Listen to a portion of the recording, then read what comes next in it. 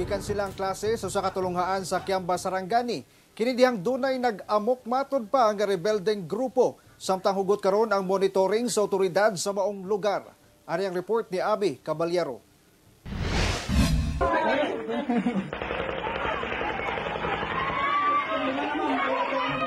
Nabulabog sa buto-buto sa armas ang mga residente sa Sitio Green Valley. Hilabi pa ang mga estudyante sa Green Valley Integrated School sa Barangay Nalos, Kiamba, Sarangani adlawng Miyerkules.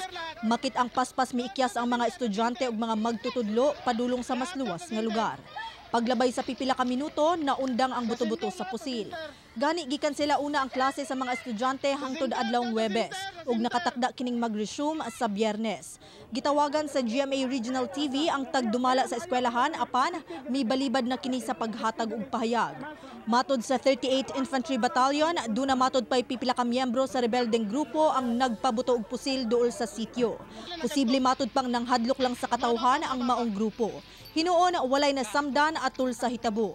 Gipaklaro sab sa otoridad nga ang sunod-sunod nga buto sa pusil nga madunggan sa video naggikan matod pa sa kasundaluhan nga nagpahigayon og clearing operation. Sa karon hugot ang monitoring sa kasundaluhan sa lugar. Ako si Abi Caballero para sa One Mindanao.